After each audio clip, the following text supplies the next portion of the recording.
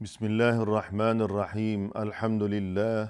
والصلاة والسلام علی رسول اللہ وعلی آلہ واصحابہ اجمعین اما بعد۔ ناظرین کرام، السلام علیکم ورحمۃ اللہ وبرکاتہ۔ مسلمان کے شب و روز کے عنوان سے اس پروگرام کے ہمراہ ہم آپ کی خدمت میں حاضر ہیں۔ آج کی اس ملاقات میں ہمارا موضوع گفتگو ہے تقوی اور دل کی صفائی، یعنی اللہ سبحانہ و تعالی کی طرف سے انسان کو یہ حکم دیا گیا ہے کہ اس کا دل ہمیشہ پاکیزہ رہا کرے، ہر قسم کی آلودگی سے، ہر قسم کی خرابی سے، ہر قسم کی نجاست سے انسان کا دل ہمیشہ پاک رہے اور صاف ہی رہا کرے۔ عقیدہ و ایمان کا معاملہ ہو یا سیرت و کردار کی بات ہو یا یہ کہ عمل اور یہ کہ انسان کا جو رویہ اور جو سلوک ہے اور انسان کے جو طور طریقے ہیں، ہر معاملے میں انسان کو چاہیے کہ وہ اس بات کی ہمیشہ مخلصانہ فکر و جستجو اور کوشش کرتا رہے کہ اس کا دل ہمیشہ پاک اور صاف رہا کرے۔ قرآن کریم میں اللہ سبحانہ و تعالی کی طرف سے ہمیں جو پاکیزہ تعلیمات دی گئی ہیں، تو ان سے ہمیں یہ بات بھی سمجھ میں آتی ہے کہ دل کو پاک اور صاف رکھنے کے لیے ایک چیز جو کہ بہت زیادہ ضروری ہے، وہ یہ کہ انسان کے دل میں تقوی کے جذبات ہوں، انسان کے دل میں یہ احساس ہو کہ اللہ مجھے دیکھ رہا ہے، اللہ کا خوف، اور یہ کہ اپنے ہر عمل اور اپنے ہر قول و فعل کا جواب دینا ہے، اللہ کے سامنے کھڑے ہونا ہے۔ تو یہ احساس جواب دہی اور یہ فکر کہ اللہ مجھے دیکھ رہا ہے، یہ عقیدہ اور یہ ایمان اور یہ تصور ہمیشہ دل میں جب راسخ و پیوست رہے گا تو پھر اس کا لازمی اثر یہی ہوگا کہ انسان کا دل ہر قسم کی آلودگی سے اور ناپاکی سے پاک اور صاف رہے گا۔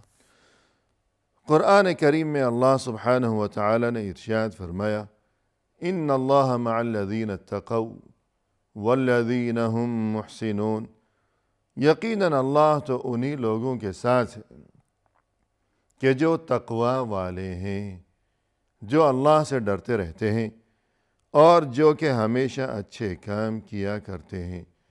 یعنی پہلی بات تو یہ کہ اس قدر عظیم ترین خوشخبری سنائی گئی ہے اس آیت میں کہ وہ لوگ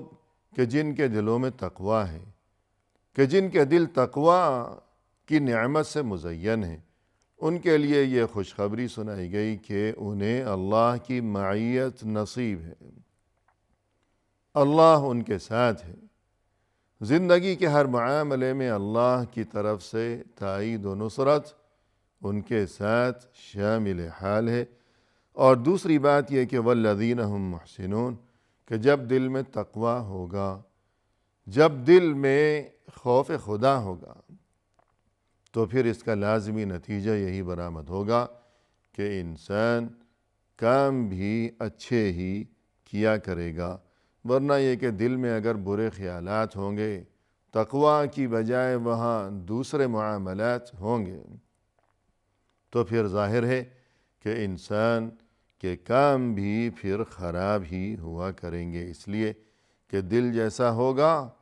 تمام جسم ویسا ہی ہوگا، دل جیسا کہے گا ہاتھ پاؤں ویسے ہی کام انجام دیں گے۔ اور فرمایا قرآن کریم میں، یا ایہا الذین آمنوا اتقوا اللہ حق تقاتہ ولا تموتن الا وانتم مسلمون، اے ایمان والو، اللہ سے ڈرتے رہو اس طرح کہ جس طرح اللہ سے ڈرنے کا حق ہے، اور یہ کہ تمہیں موت نہ آنے پائے مگر صرف حالت اسلام میں۔ پہلی بات تو یہ کہ اللہ سے ڈرنے کا حکم دیا گیا اس آیت میں، اور یہ کہ یوں ڈرو اللہ سے کہ جیسے اللہ سے ڈرنے کا حق ہے، یعنی حقیقی معنی میں انسان متقی بن جائے، پرہیزگار بن جائے، اور یہ کہ ہر کام انجام دیتے وقت، ہر قدم اٹھاتے وقت، اور یہ کہ اپنی زبان سے ہر لفظ ادا کرتے وقت اس کے دل میں یہ ایمان ہو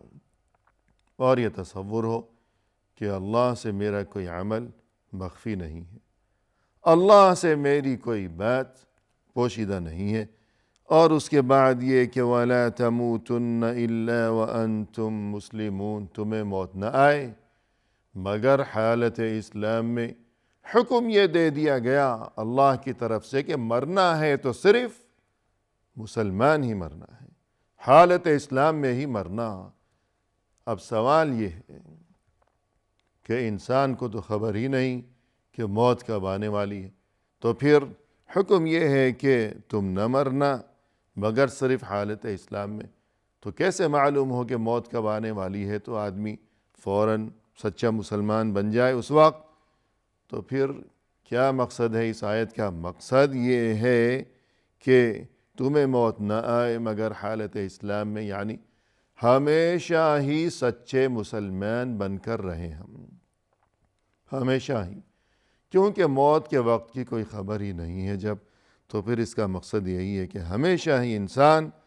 سچا اور حقیقی مسلمان بن کر رہے، کہ موت جس وقت بھی آ جائے گویا انسان اس وقت حقیقی مسلمان ہو، سچا مسلمان ہو، اس کے کام بھی اچھے ہوں، اس کا عقیدہ و ایمان بھی درست ہو، اس کا عمل بھی درست ہو، اس کے خیالات بھی درست ہوں۔ اور یہ سبھی کچھ کب ممکن ہو سکے گا کہ عقیدہ و ایمان بھی درست، عمل بھی درست، خیالات بھی درست، اس کے طور طریقے بھی درست؟ یہ سبھی کچھ تبھی ممکن ہو سکے گا کہ جب انسان کا دل پاک ہو، صاف ہو، اور انسان کا دل پاک اور صاف تبھی ہو سکے گا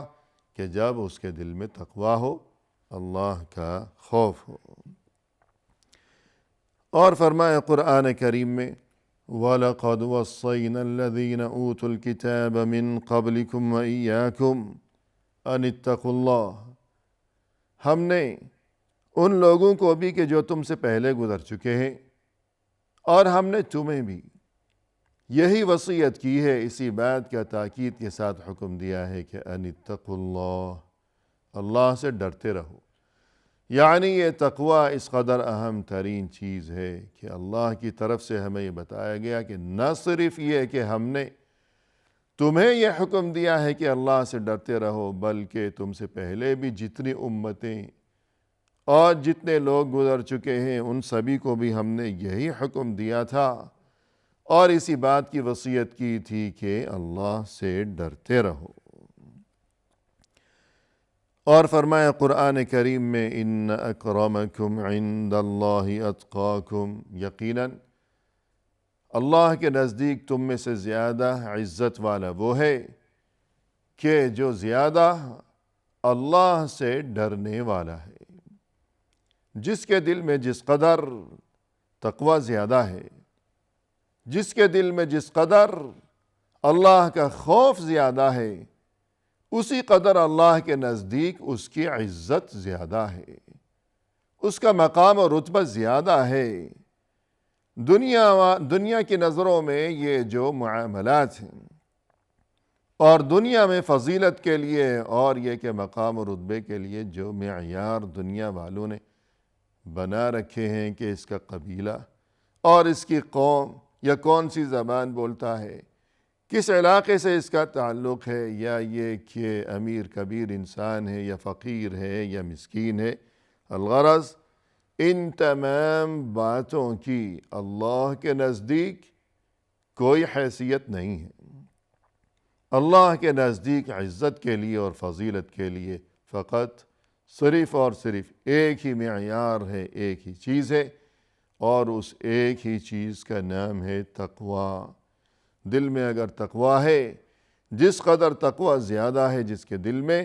اسی قدر اللہ کے نزدیک وہ زیادہ عزت والا ہے، خواہ اس کی شکل بہت بہترین ہو، انتہائی خوبصورت قسم کا انسان ہے یا معمولی شکل و صورت ہے، کوئی کالا ہے یا گورا ہے، قیمتی اور نفیس قسم کا لباس وہ زیب تن کیا کرتا ہو یا پھٹے پرانے پیوند لگے کپڑے وہ پہنتا ہو، وہ بادشاہ کی اولاد ہے یا مزدور کا بیٹا ہے، محل یا حویلی میں رہتا ہے یا یہ کہ جھونپڑی میں یا سڑک کے کنارے فٹ پاتھ پر وہ اپنی زندگی بسر کیا کرتا ہے۔ تقوی کی جب اس قدر اہمیت ہے تو پھر تقوی کی حقیقت کیا ہے، اور یہ کہ اصل تقوی کیا ہے، کس چیز کا نام ہے تقوی، پھر یہ بات بھی ہمیں معلوم ہونی چاہیے۔ فرمایا رسول اللہ صلی اللہ علیہ وسلم نے، اتق المحارم تکن اعبد الناس، اللہ نے جو چیزیں تمہارے لیے حرام قرار دی ہیں دین اسلام میں، شریعت اسلامیہ میں، اللہ اور رسول صلی اللہ علیہ وسلم کی طرف سے جس کام کے بارے میں ہمیں بتا دیا گیا کہ یہ حرام ہے، تو فرمایا رسول اللہ صلی اللہ علیہ وسلم نے کہ حرام کاموں سے بچو، تم سب سے بڑے عبادت گزار بن جاؤ گے۔ یعنی اصل تقوی یہ ہے، اصل عبادت اسی چیز کا نام ہے، ورنہ یہ کہ انسان بہت زیادہ نمازیں پڑھتا ہو، صدقہ و خیرات کیا کرتا ہو، حج اور عمرے ہر سال کیا کرتا ہو، لیکن حرام کاموں سے بچنے کا اہتمام نہیں ہے، حرام چیزوں سے بچنے کی اسے فکر نہیں ہے کہ مثلاً جھوٹ بھی بولتا ہے، سود خوری بھی کیا کرتا ہے، اور ایسے بہت سے کام جو کہ دین اسلام میں حرام قرار دیے گئے ہیں، کہ لباس کا معاملہ ہو، شکل و صورت یا حلیہ اس کا، یا اٹھنا بیٹھنا، دوسروں کے ساتھ معاملات، خرید و فروخت، یا کسی بھی میدان سے اس چیز کا، اس معاملے کا تعلق ہے، زندگی کے کسی بھی شعبے سے اس معاملے کا تعلق ہو، اگر وہ حرام کاموں سے بچنے کی فکر نہیں کرتا تو اپنی تمام تر نمازوں کے باوجود، تمام تر حج اور عمرے اور صدقہ و خیرات کے باوجود وہ متقی نہیں ہے۔ تو اس سے یہ بات سمجھ میں آئی کہ تقوی کی اصلیت اور حقیقت یہ ہے کہ انسان بچے، تقوی کے معنی ہی ہے بچنا، ان کاموں سے بچے کہ جن سے دین اسلام میں ہمیں منع کیا گیا ہے۔ یعنی فرض کیجئے کہ انسان کے کپڑوں میں کوئی غلاظت، کوئی گندگی لگ گئی ہے کپڑے پر یا بدن پر، جسم پر، تو پہلے تو یہ کام ضروری ہے کہ اسے صاف کیا جائے، اسے دور کر دیا جائے۔ جب وہ غلاظت دور ہو گئی تو مقصد حاصل ہو گیا، بس ٹھیک ہے، کافی ہے۔ لیکن اگر اس سے بھی بڑھ کر مزید یہ کہ انسان اب کوئی اچھی خوشبو وغیرہ بھی لگا لے تو یہ تو نور علی نور، یہ تو اور اچھی بات ہو گئی۔ تو اس مثال سے ہمیں اسی بات کو سمجھنا چاہیے کہ اصل چیز ہے غلاظت سے، نجاست سے، گندگی سے بچنا، پرہیزگاری، تقوی، گناہوں کی نجاست سے بچنا۔ گناہ بھی تو نجاست ہیں، کہ ایک نجاست نظر آنے والی چیز ہے اور ایک نجاست وہ ہے جو کہ نظر نہیں آتی۔ انسان وضو کرتا ہے نجاست دور کرنے کے لیے، حالانکہ وہاں تو کوئی بھی نجاست نظر نہیں آ رہی اس کے جسم پر یا ہاتھ پاؤں پر، پھر بھی وہ دھوتا ہے ہاتھ پاؤں، چہرہ اپنا، وضو کرتا ہے۔ اور اسی طرح دل کے اندر بھی نجاست ہوا کرتی ہے کہ برے خیالات، ناپاک سیرت و کردار اور غلط طور طریقے انسان کے، تو ان تمام برائیوں سے، گناہوں سے بچنا، دل کو پاک صاف رکھنا، اپنے طور طریقوں کو درست رکھنا، یہ جو نجاستیں ہیں ان سے دور رہنا، درست رکھنا، تقوی اس چیز کا نام ہے۔ اب اس کے بعد مزید یہ کہ انسان اور اچھے کام بھی اگر کرتا ہے تو پھر وہ تو بہت اچھا معاملہ ہو جائے گا، لیکن اصل بات یہ ہے کہ پہلے جو گندگی لگی ہوئی ہے اسے دور تو کر لیا جائے۔ تو یہ چیز ہے تقوی۔ ورنہ یہ کہ انسان بہت زیادہ بہت سے اچھے کام کیا کرتا ہو، لیکن جو گناہ ہیں، جو برے کام ہیں، کہ جن کاموں سے اللہ نے اور رسول صلی اللہ علیہ وسلم نے جنہیں حرام قرار دیا ہے، اگر ان سے بچنے کی فکر نہ کیا کرتا ہو تو پھر یہ کوئی تقوی نہیں ہے۔ اور فرمایا رسول اللہ صلی اللہ علیہ وسلم نے، من اتقى الشبہات استبرأ لدینہ وعرضہ، جو شبہات سے بچتا رہا تو پھر اس نے اپنے دین کو اور اپنی عزت و آبرو کو محفوظ کر لیا، بچا لیا۔ یعنی پہلی بات تو یہ کہ اتق المحارم، کہ وہ کام جو کہ حرام ہے، جو کہ صاف صاف جن کے بارے میں دین اسلام میں ہمیں یہ خبر دے دی گئی کہ یہ حرام ہے، ان سے بچنا، ان سے بچتا رہے انسان۔ پھر مزید یہ کہ بہت سے کام، بہت سی باتیں، بہت سی چیزیں ایسی ہیں کہ جن کے بارے میں صاف صاف تو کوئی ایسا تذکرہ نہیں کیا گیا کہ ان سے بچنا چاہیے، یہ ناجائز ہیں، لیکن ان کے بارے میں کچھ شکوک و شبہات ہیں، دل مطمئن نہیں ہوتا، کچھ شبہ ہے اس کام میں کہ کیا جائے یا نہ کیا جائے، یہ کوئی کہتا ہے کہ جائز ہے، کوئی کہتا ہے کہ ناجائز ہے۔ تو جو اس قسم کے معاملات ہیں، اگر انسان ان سے بھی بچنے کی فکر کرے گا، اہتمام کرے گا، تو گویا اسے مزید تقوی حاصل ہو گیا۔ اب وہ مزید متقی بن گیا اور زیادہ متقی اور پرہیزگاری اسے، تقوی اور پرہیزگاری اسے حاصل ہو گئی۔ اس نے اپنے دین کو اور یہ کہ دونوں جہانوں میں اپنی عزت و آبرو کو بچا لیا، محفوظ کر لیا ہے۔ الغرض اس سے یہی بتانا مقصود ہے کہ تقوی ہے کیا چیز، کہ جب اس کی اتنی بڑی اہمیت ہے تو معلوم تو ہو کہ تقوی کس چیز کا نام ہے۔ تقوی اسی چیز کا نام ہے کہ انسان برائیوں سے بچے، گناہوں سے بچے۔